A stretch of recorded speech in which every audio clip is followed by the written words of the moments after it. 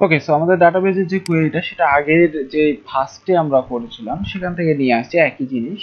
তো আমরা অ্যাজাক্স নামের প্রথমে কানেকশনটা দিয়ে নিয়েছি, দিয়ে আমাদের হচ্ছে ফার্স্ট নেম এবং হচ্ছে লাস্ট নেম পোস্ট, হ্যাঁ এটা চেক করে নিয়েছি এবং ফার্স্ট নেম লাস্ট নেমটাকে ধরেছি এফ নেম এল নেম, এই যে এখান থেকে এই ফর্ম থেকে দিয়ে আমরা যেটা করেছি এসকিউএল এর কমান্ড ইউজ করছি ইনসার্ট ইনটু স্টুডেন্ট। আমাদের কিন্তু স্টুডেন্ট নামের টেবিল অলরেডি আছে ফার্স্ট নেম লাস্ট নেম, যেটা আগে আমরা দেখাইছি, ঠিক আছে।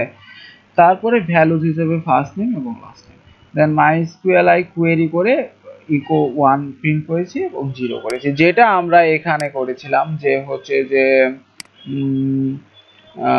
এখানে যদি ডাটা 1 হয় তখন আমাদের এটা শো করবে, ঠিক আছে। সো আমরা দেখি যে পোস্টের মাধ্যমে এবার আমাদের ডাটাটা ইনসার্ট হচ্ছে কিনা। সো আমরা চলে যাই এখানে রিলোড দেন একটা।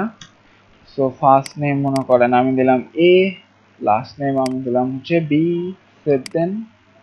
দেখেন ডাটা সাকসেসফুলি সেভ, অর্থাৎ আমরা এই টেবিলের মধ্যে আমরা কিন্তু আবার ইনসার্ট করতে পেরেছি, এই যে ঠিক আছে চলে আসছে।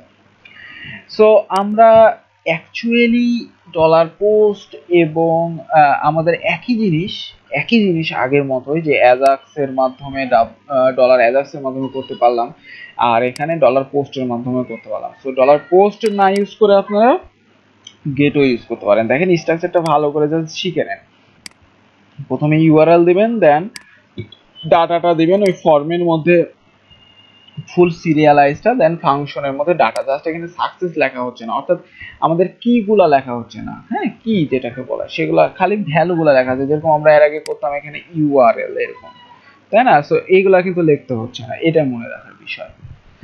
সো আমরা ডলার পোস্ট এবং ডলার গেটটাও একই জিনিস, খালি গেট লিখবেন এখানে তাহলেই হবে, তাহলে গেট রিকোয়েস্টের মাধ্যমে আমাদের ডাটা সেন্ড হবে।